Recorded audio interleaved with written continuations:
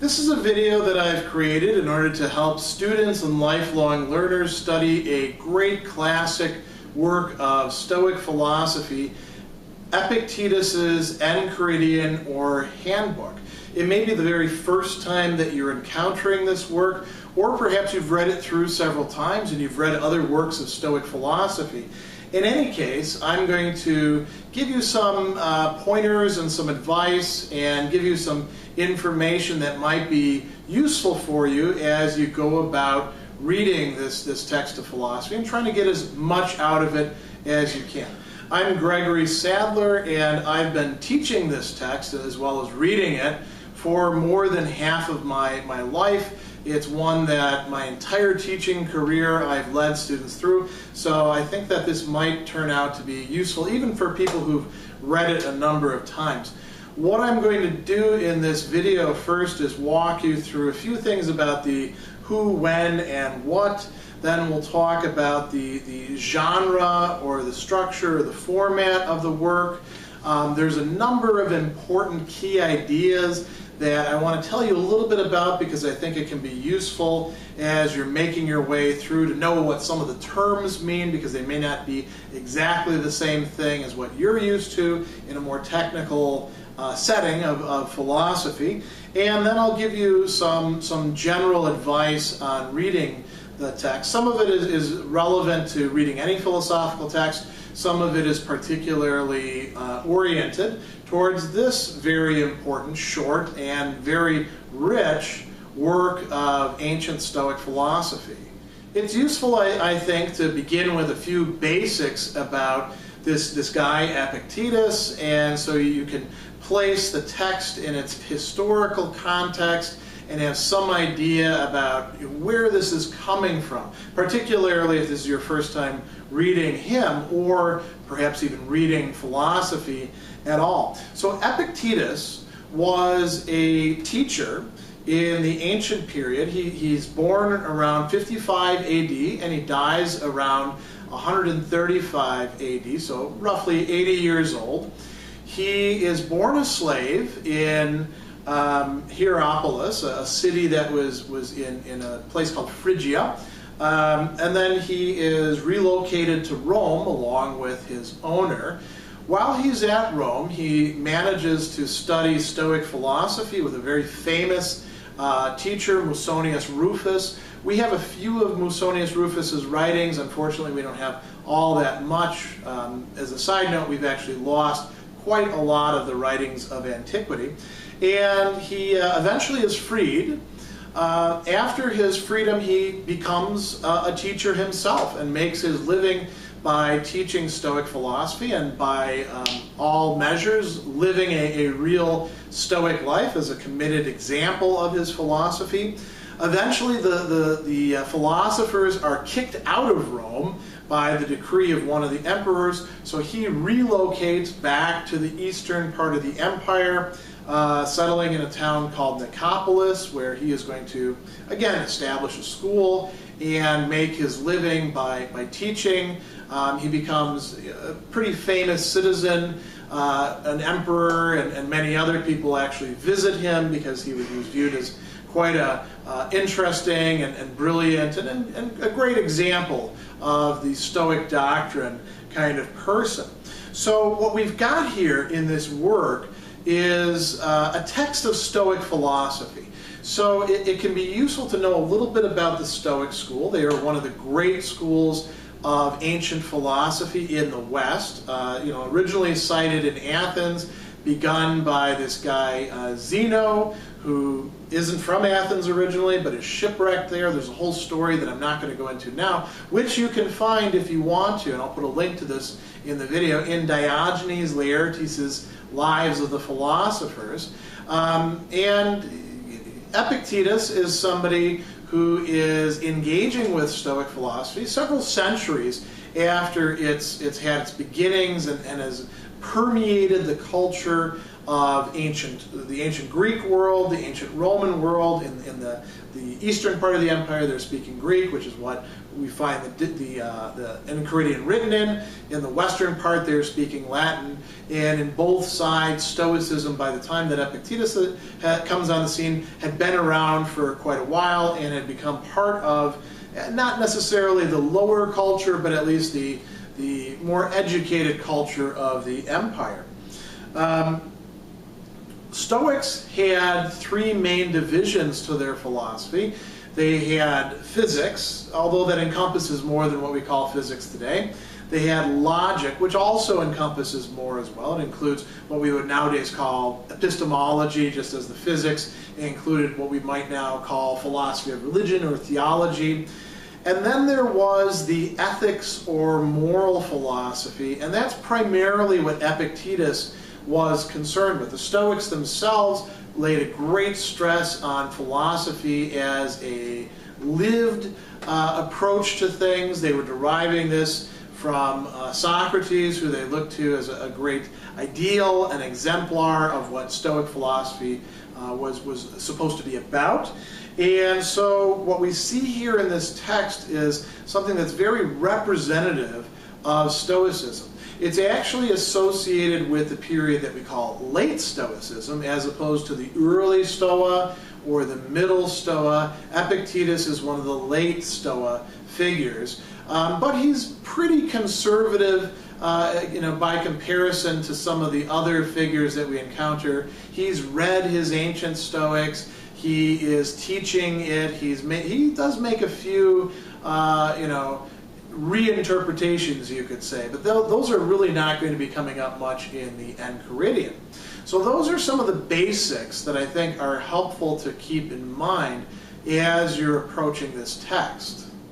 Let's talk now about the genre and the format, or if you like, the structure and the intention behind this work. I think sometimes when you understand where a work is coming from and how it got put together and how other people have viewed the work, it can help you as a reader, as a student, as a lifelong learner to make better sense of what's going on, particularly when you get to weird or puzzling or confusing passages. So it's really important that you know that, like I mentioned, Epictetus is not actually the author per se of this work. He had a student named Arrian who wrote down a lot of the things that Epictetus would say. And that's available to us, at least in part, in a different work called the Discourses. Makes sense, what he was saying, right? The Discourses, the Diatriboi. And it looks like there were probably twice as many books to the original Discourses than what we currently have. Like I said, we've lost quite a few works of antiquity over the years. We do have 4 books, 4 what would originally be scrolls of the Discourses, and that's quite a lot of material. Now, why is that important for the Enchiridion? So the Enchiridion is quite literally a handbook, and what they mean by a handbook is a book that you can hold in your hand, in hand, right? Hand, and then idion, little thing, right? And so what this handbook is a set of passages that were taken originally from those discourses. Many of them were taken from particular chapters, and then they would, the writer, the arranger, Arrian, would carve off a lot of the stuff. He's trying to give you just the bare bones of Epictetus's teaching. And so this is very convenient for people to carry around with them. The Stoics, by the way, were some of the people who popularized what we now call a book, right? Where pages that we open up. That was called a libellum back in ancient Rome. And the Stoics would often write out their reflections, or they would take stock of how they were doing at the end of the day, or write down their resolutions at the beginning of the day. And an Enchiridion would be a book that you could carry around like that, sort of like a little reminder book. So it was very convenient, much more convenient than walking around with a whole bag of scrolls that you had to look through. You could think of it in a certain way as something like, when we have a musical medley and people pick out the best parts of certain songs and then kind of squish them all together. In a certain way, this is like that. So it's like I said, it's culled from much longer work, and if you want to know more about Stoic philosophy, that would be one of the next places you would go to Epictetus' Discourses. What we have in it is a set of 53 passages. Some of them are very short, some of them are somewhat long, but not as long as the chapters in Epictetus' Discourses. And you could take any single one of them, which people have done, and read it and just sit there and think about it, mull it over. You could use any of them independently of each other. It's written in Greek, although we have a lot of translations. I'll talk a little bit more about the importance of translation a bit later. And the one other thing that I want to bring home to you about its format is that it's not arranged in any sort of systematic or even thematic manner. So you'll find some of the same topics, especially the most important ones, coming up at several different points. It's not as if Epictetus, or rather Arrian, is keen to try to exhaustively discuss some topic before he moves on to the next. Rather, you should think about it as a set of passages that are designed to get you thinking, that are designed to communicate something of the Stoic philosophy, the Stoic perspective, the Stoic way of life to you, the reader, and put it literally in your hands, and then allow you to take it into your mind.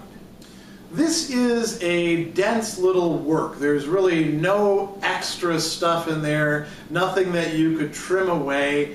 And it's also written in, you might say, a somewhat technical vocabulary because, again, it is drawn from these discourses, which were Epictetus' own teaching in his own school. So you're getting a lot of vocabulary and concepts that are drawn from ancient Stoic philosophy.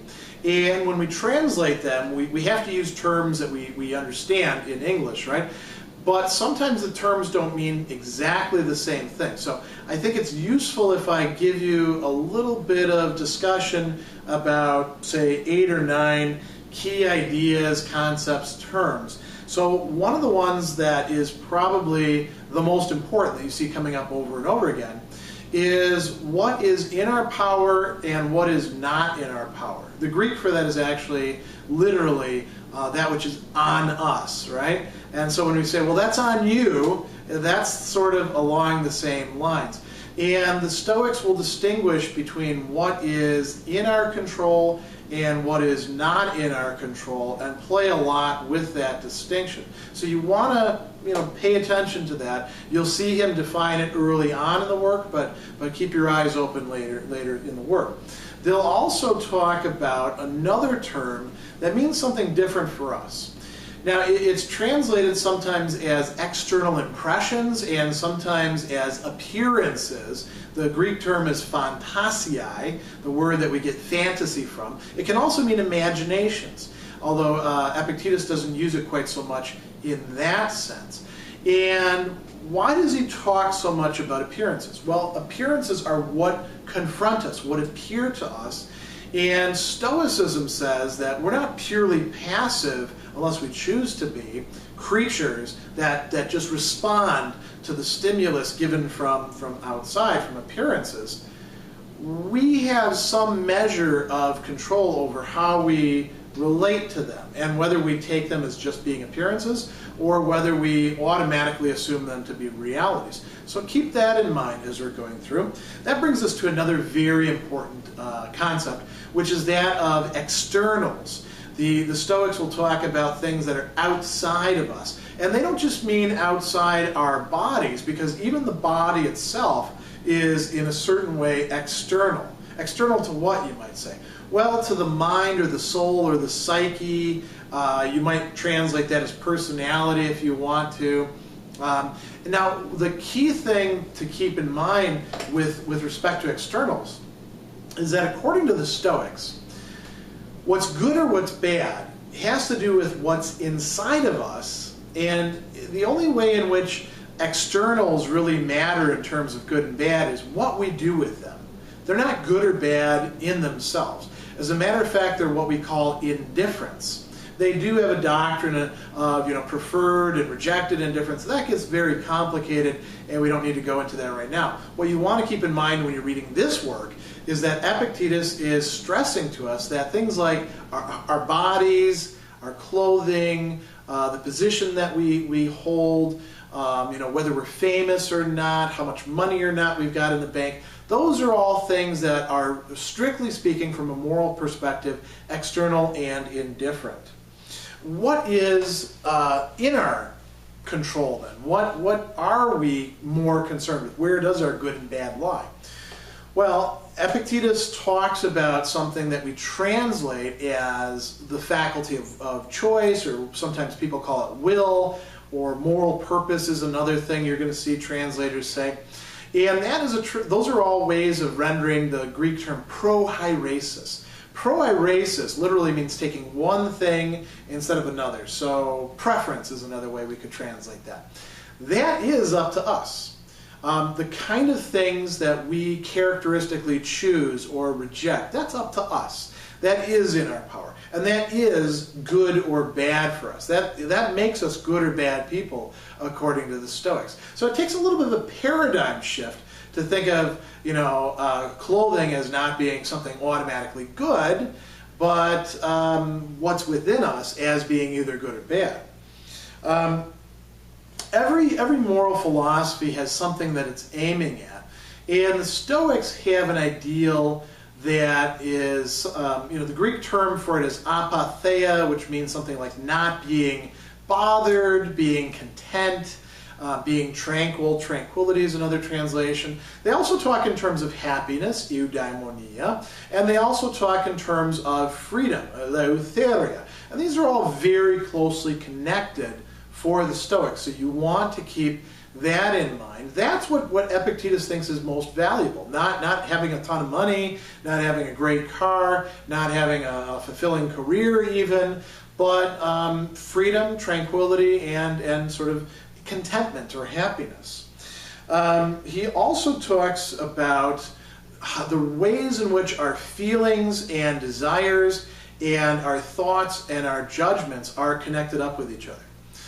It's not just the Stoics, but the Stoics were particularly strong on this point in ancient moral philosophy, who think that we are to some degree responsible for our feelings. In our modern context, a lot of people say, oh, I'm not responsible for feelings, or what I think.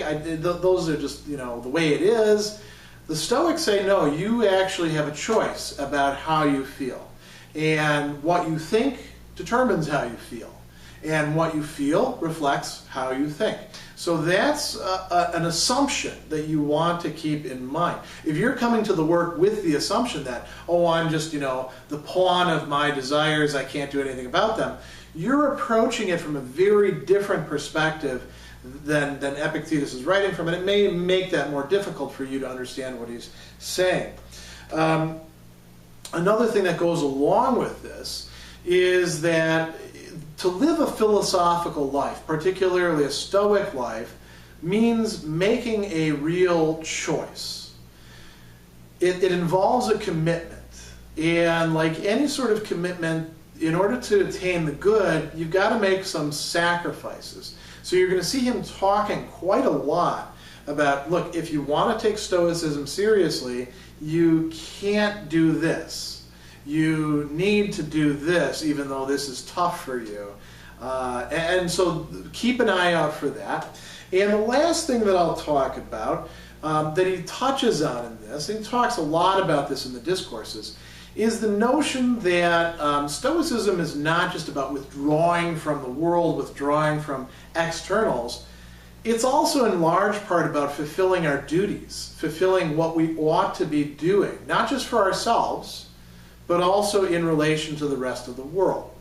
And so Epictetus will say that all the roles and relationships that we have, for instance, family relationships, being a father, being a son, being a sibling, societal relationships, having a certain professional role, being a citizen, being a neighbor. All of these carry duties or obligations with them, which it's up to us to fulfill.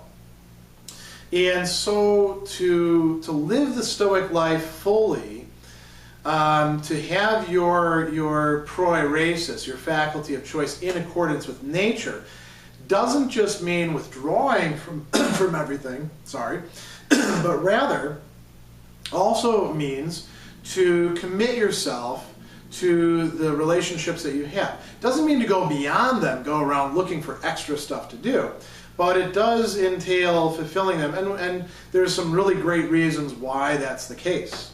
I'm going to close out this video by imparting to you a few bits of advice that are drawn from my decades, actually, at this point, of experience both as a student and as a professor working with this text, studying it, puzzling over it, arguing sometimes with it, wishing that things weren't the way that it says in the text. We go on and on and on about that.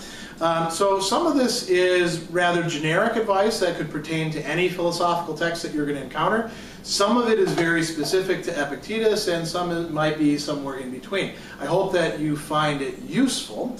So the first thing I want to say is, with a text like this, there's no reason why you would have to, every time you open it up, read it all the way through sequentially. I think it can be useful to do that at the start, but there's nothing to say that you can't just read one passage and mull that one over and think about, how would I apply this to my own life? Does this make sense? You can skip around, you can read around. It's designed to do that sort of thing. That's what a handbook is like. So you don't have to feel under any pressure to constantly go through the entirety of the text. You're not missing out by doing that because it's not arranged thematically. Another thing that I want to say is about translations. I always get a lot of people ask me, which translation of this text do I need to read? Which translation is the best one? And when it comes to this text, I guess there's a few things to say. One is that I'm never a good person to ask about translations, in part because I can read it in the original. So I'm always, sort of looking at the original while I'm looking at a translation at the same time. And I often, when I'm doing scholarly work, will provide my own translation, drawing on the other ones. That said, there are some pretty good translations out there. I don't mind the Old Father translation that we use in the Loeb. There's also plenty of other decent translations. I would actually suggest that if you don't read Greek, because you can readily find the Enchiridion online in several different translations, if you're worried about translation, get several of them and compare them to each other. See what they say.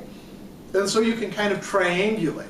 But if you're not that worried about it, if you're content to have a decent English translation, the ones that are readily available are not going to steer you wrong in any important respect, provided that you keep in mind things like appearance doesn't mean exactly what we mean by it, and you do your sort of due diligence. Another thing that I want to point out, again, stemming from the fact that this is a handbook, an Enchiridion, is that because it's a handbook, it's not designed to be a philosophical treatise where it's trying to cover the entirety of the subject or provide, perfect arguments and explanations. It's not arranged systematically, so it's very important that you don't treat it like it's doing that, because if you expect that from it, you're going to be disappointed, and that's going to end up being a problem, an impediment, getting in your way as you're trying to study the text.